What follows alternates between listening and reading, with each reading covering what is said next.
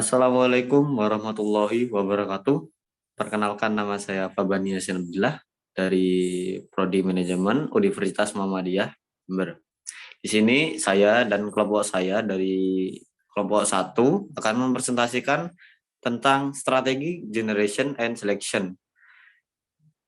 Pertama, saya akan memperkenalkan teman-teman saya dari kelompok 1 terlebih dahulu. Yang pertama ada saya sendiri, Fabani Yasin Abdillah, dengan NIM 050.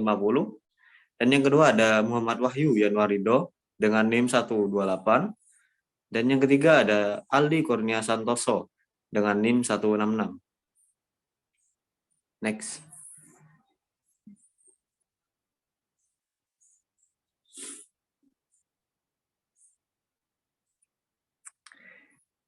Yang pertama ada analisis strategi dan proses pemilihan atau pilihan. Analisis strategi dan pilihan berusaha untuk menentukan tindakan alternatif yang paling memungkinkan perusahaan untuk mencapai misinya dan tujuannya. Strategi, tujuan, visi, dan misi perusahaan saat ini ditambah dengan eksternal informasi audit internal memberikan dasar untuk menghasilkan dan mengevaluasi strategi alternatif yang layak. Pendekatan sistematis ini adalah cara terbaik untuk menghindari krisis organisasi. Yang kedua ada proses menghasilkan dan memilih strategi. Ahli strategi tidak pernah mempertimbangkan semua alternatif yang layak yang dapat menguntungkan perusahaan, karena ada jumlah kemungkinan tindakan yang tak terbatas dan jumlah cara yang tak terbatas untuk mengimplementasikannya. Oleh karena itu, seperangkat strategi alternatif yang paling menarik harus dikembangkan, diperiksa, diprioritaskan, dan dipilih. Keuntungan, kerugian, trade-off, biaya, dan manfaat dari strategi ini harus ditentukan. Bagian ini membahas proses yang banyak digunakan perusahaan untuk menentukan serangkaian strategi alternatif yang tepat. Rekomendasi strategi biasanya dipilih atau dikejar berasal dari strategi alternatif yang dirumuskan.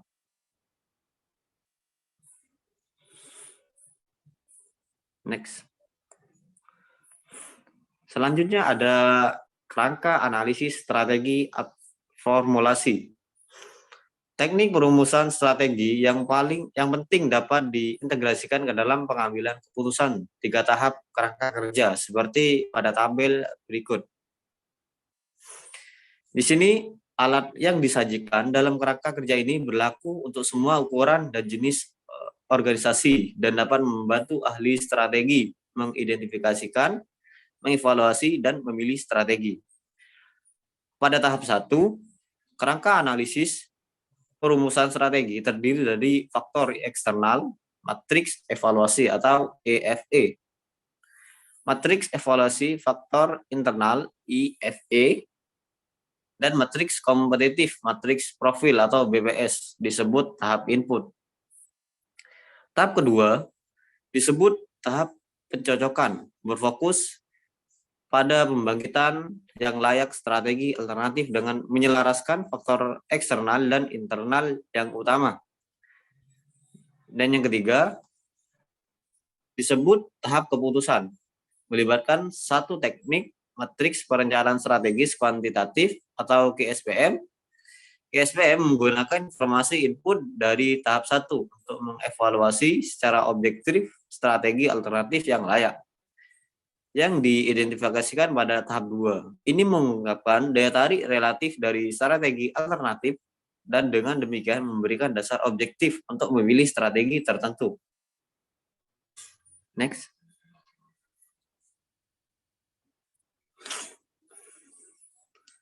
Dan yang keempat ada tahapan dalam kerangka analisis strategi formulasi. Yang pertama ada tahap masukan.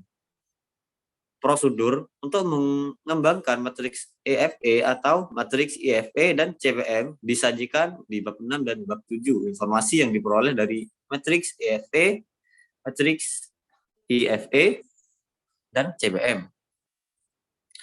Alat masukan membutuhkan ahli strategi untuk mengukur subjektivitas selama tahap awal proses perumusan strategi. Membuat keputusan kecil dalam matriks input mengenai kepentingan relatif dari faktor eksternal dan internal memungkinkan ahli strategi untuk lebih efektif menghasilkan, memprioritaskan, mengevaluasi, dan memilih di antara strategi alternatif lainnya. Yang kedua, ada tahap pencocokan. Strategi kadang-kadang didefinisikan sebagai kecocokan yang dibuat organisasi antara sumber daya internalnya dan keterampilan serta peluang risiko yang diciptakan oleh faktor eksternalnya. Yang ketiga, ada tahap keputusan. Seperti yang ditunjukkan di atas, peserta dapat menilai strategi secara individual. Ada skala 1 sampai ke 4. Untuk keinginan dan kemudian menjumlahkan peringkat dari semua peserta. Sehingga daftar prioritas strategi terbaik dicapai. Namun KSPM yang dijelaskan kemudian dalam bab ini menawarkan pendekatan yang lebih kuat dari prosedur untuk menentukan daya tarik relatif dari strategi alternatif. Next.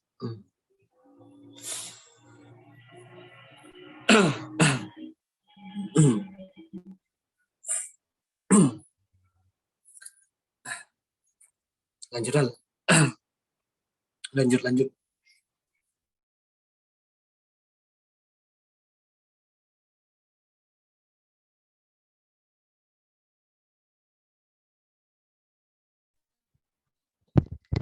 Baik, selanjutnya yaitu yang keenam, the strategic position and action evaluation. Di sini ditampilkan kerangka dari 4 kuadran yang menunjukkan apakah strategi agresif atau konservatif atau bahkan defensif juga kompetitif dari yang paling tepat untuk suatu organisasi tertentu. Sumbu matrik space mewakili 2 dimensi internal, yaitu posisi keuangan atau disingkat FP dan posisi kompetitif atau disingkat CP. Dan 2 dimensi eksternal yaitu posisi stabilitas atau disingkat SP dan posisi industri atau disingkat IP. Keempat faktor ini memungkinkan merupakan determinan yang paling penting dari suatu posisi strategis dari keseluruhan organisasi. Next.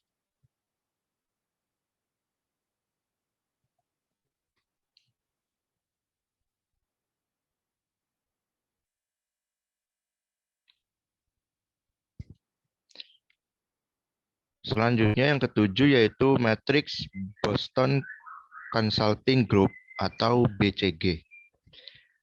Berbasis di Boston dan memiliki 6.200 konsultan di seluruh dunia, Boston Consulting Group atau BCG memiliki 87 kantor di 45 negara dan setiap tahun menempati peringkat 5 besar dalam daftar 100 terbaik Fortune perusahaan untuk bekerja.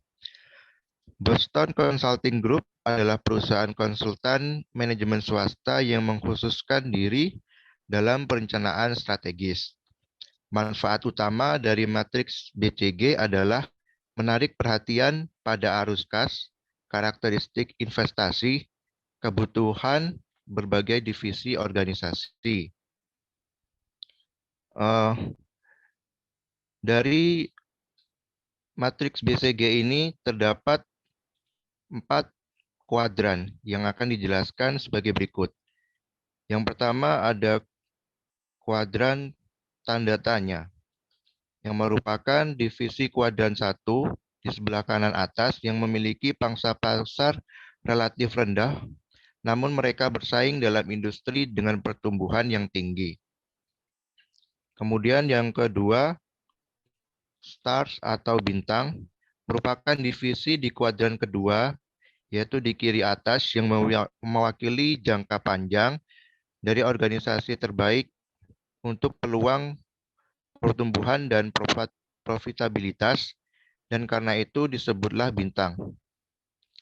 Yang ketiga ada cash cow. Divisi di kuadran 3, yakni di sebelah kiri bawah, memiliki pangsa pasar yang relatif tinggi, tetapi bersaing dalam industri dengan pertumbuhan rendah. Disebut cash cow atau sapi perah karena mereka menghasilkan uang tunai melebihi kebutuhan mereka. Mereka sering diperah. Divisi sapi perah harus dikelola untuk mempertahankan posisinya yang kuat selama mungkin. Kemudian yang keempat, yaitu dog atau anjing. Divisi di kuadran 4, yaitu sebelah kanan bawah, memiliki posisi pangsa pasar yang relatif rendah dan bersaing dalam industri yang pertumbuhannya lambat atau tanpa pertumbuhan pasar. Mereka adalah anjing atau dog dalam portofolio perusahaan. Karena posisi internal dan eksternal mereka lemah, bisnis ini sering dilikuidasi, divestasi, atau dipangkas melalui penghematan. Next.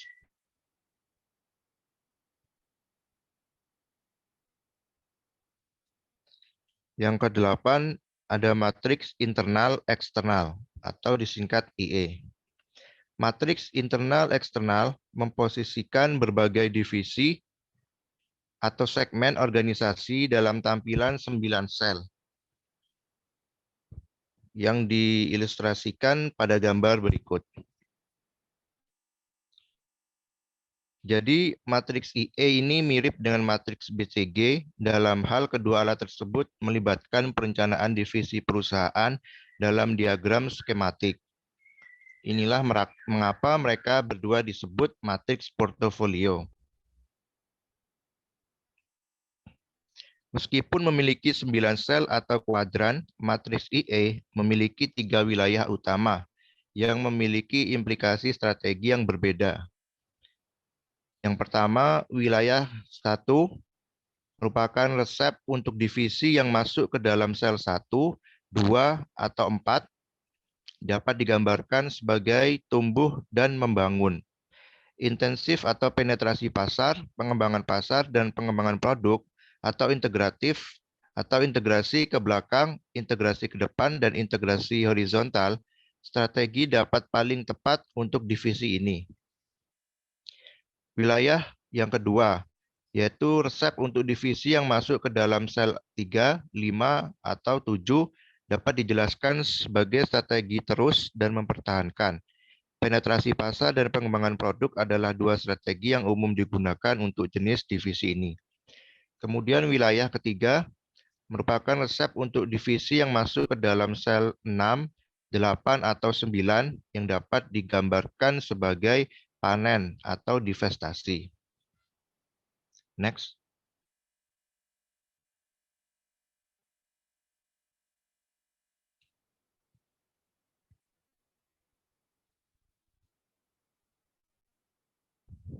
Selanjutnya yang ke-9, matriks strategi besar. Selain matriks SWOT, matriks SPACE, matriks BCG, dan matriks IE, Grand Matrix strategi telah menjadi alat yang populer untuk merumuskan strategi alternatif. Semua organisasi dapat diposisikan di salah satu dari 4 kuadran strategi matriks Grand Strategi seperti yang terlihat pada gambar di slide ini. Perusahaan yang terletak di kuadran 1 dari matriks strategi besar berada dalam posisi yang sangat strategis atau sangat baik. Untuk perusahaan-perusahaan ini, konsentrasi lanjutan pada pasar saat ini atau penetrasi pasar dan pengembangan pasar dan produk pengembangan merupakan strategi yang tepat. Kemudian perusahaan yang diposisikan di kuadran 2 perlu mengevaluasi pendekatan mereka saat ini ke pasar dengan serius. Meskipun industri mereka berkembang, mereka tidak mampu bersaing secara efektif. Mereka butuh untuk menentukan mengapa pendekatan perusahaan saat ini tidak efektif dan bagaimana perusahaan dapat melakukan yang terbaik perubahan untuk meningkatkan daya saing. Kemudian organisasi kuadran 3, bersaing dalam industri yang tumbuh lambat dan memiliki posisi kompetitif yang lemah. Perusahaan-perusahaan ini harus membuat beberapa perubahan drastis dengan cepat untuk menghindari penurunan lebih lanjut dan kemungkinan likuidasi. Yang terakhir, bisnis di kuadran 4 memiliki posisi kompetitif yang kuat, tetapi pertumbuhannya industrinya lambat.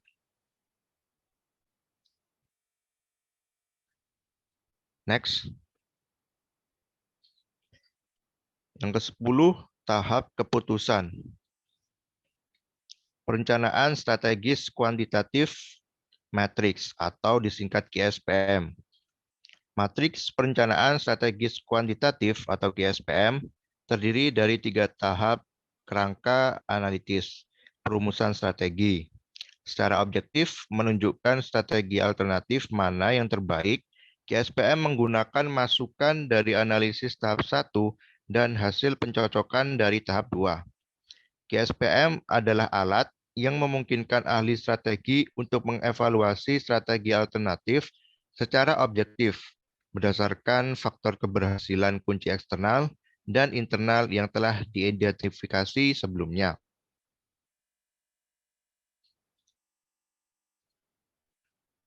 Yang ke-11, fitur positif dan keterbatasan dari KSPM. Sebuah fitur positif dari KSPM adalah bahwa set strategi dapat diperiksa secara berurutan atau serentak. Misalnya, strategi tingkat perusahaan dapat dievaluasi terlebih dahulu, diikuti oleh strategi tingkat divisi, dan kemudian strategi tingkat fungsi. Tidak ada batasan jumlah strategi yang dapat dievaluasi atau jumlah set strategi yang dapat diperiksa sekaligus menggunakan KSPM ini. Fitur positif lain dari KSPM adalah membutuhkan ahli strategis untuk mengintegrasikan faktor eksternal dan internal terkait ke dalam proses keputusan. Selanjutnya akan disampaikan oleh Wahyu.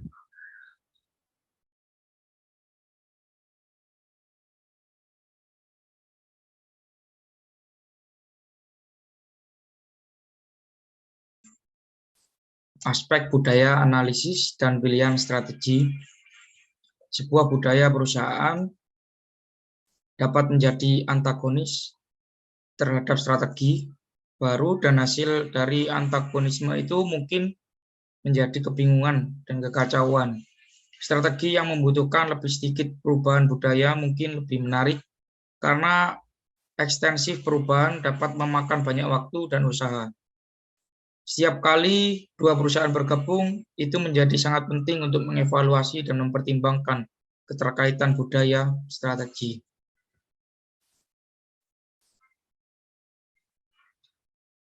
Aspek budaya analisis dan pilihan strategi.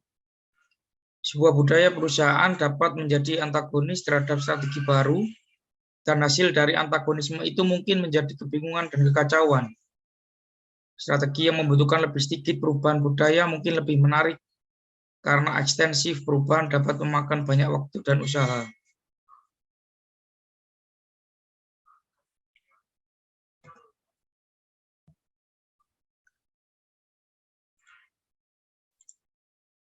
Politik analisis dan pilihan strategi. Semua organisasi bersifat politis, kecuali dikelola manuver politik, menghabiskan barang berharga waktu, merongrong tujuan organisasi,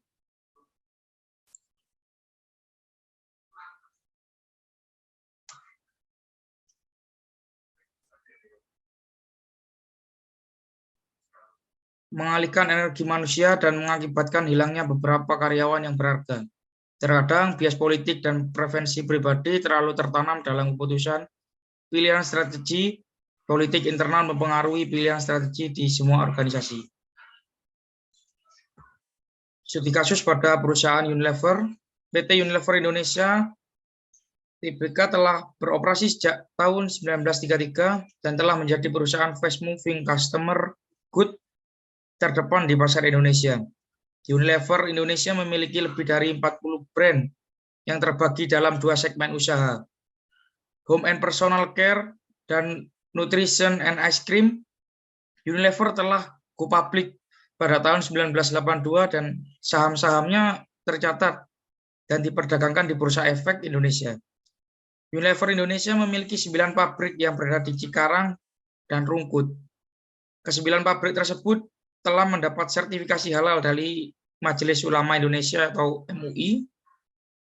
Visi kami adalah menjadi pemimpin di pasar global dalam hal menciptakan bisnis yang berkelanjutan, yang berlandaskan tujuan mulia atau purpose-led, dan mampu bersaing di masa depan atau future fit. Analisis matriks SWOT Unilever. Analisis ini adalah alat yang cocok untuk beberapa tipe strategi pada kondisi internal yang menjadi kekuatan pada kelemahan perusahaan serta lingkungan eksternal yang menjadi peluang dan ancaman yang dihadapi PT Unilever Indonesia Tbk. Dengan menggunakan alat analisis ini, diharapkan perusahaan dapat menyusun strategi berdasarkan kombinasi antara faktor-faktor internal dan eksternal yang ada, sehingga pada akhirnya didapatkan strategi yang sesuai berdasarkan kondisi perusahaan. Adapun hasil matriks SWOT pada PT Unilever Indonesia Tbk dapat dilihat pada tabel berikut. Yang pertama ada faktor internal, meliputi kekuatan atau strength. Yang pertama ada iklan produk yang menarik, yang kedua sosialisasi perusahaan, yang ketiga pengalaman dalam kegiatan pemasaran, yang keempat memiliki tim yang berdedikasi dan terampil, yang kelima pengiriman barang yang tepat waktu. Adapun kelemahan dari faktor internal, yang pertama yaitu kinerja organisasi tidak efisien, yang kedua strategi harga yang bersaing, yang ketiga lemahnya konsolidasi intern, yang keempat penjualan produk jumlah terbatas, yang kelima memiliki modal terbatas. Selanjutnya ada peluang atau opportunity. Yang pertama, stabilitas ekonomi yang tidak baik karena virus COVID-19. Yang kedua, pertumbuhan ekonomi kuat di Indonesia. Yang ketiga, tingginya kepuasan konsumen. Yang keempat, luasnya potensial market 250 juta jiwa. Yang kelima, tingginya tingkat ketergantungan akan produk customer good. Ada strategi SO. Yang pertama, mempertahankan iklan produk yang menarik. S1, S2, S3, S4, S5, 01, 02, 04, 05. Yang kedua, mengutamakan tingkat kepuasan konsumen. Selanjutnya ada strategi WO. Yang pertama, memenuhi permintaan konsumen. Yang kedua, mempertahankan dan memelihara wilayah pemasaran yang telah ada. Selanjutnya ada ancaman atau threat. Yang pertama ada kenaikan biaya bahan baku dan bahan kemasan. Yang kedua, tidak stabilnya nilai tukar rupiah terhadap mata uang asing. Yang ketiga, maraknya pemalsuan dan penyelundupan produk dari Cina. Yang keempat, adanya penghapusan subsidi BBM bagi industri. Dan yang kelima, produk pesaing dengan harga yang lebih rendah. Adapun strategi ST yang mengadakan promosi dengan menunjukkan bahwa produk yang dimiliki berkualitas. Dan strategi WT memperluas pangsa pasar yang lebih besar melalui usaha pemasaran yang lebih gencar. Terima kasih.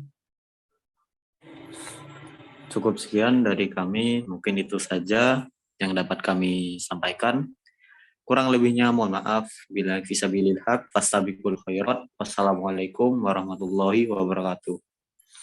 Waalaikumsalam warahmatullahi wabarakatuh.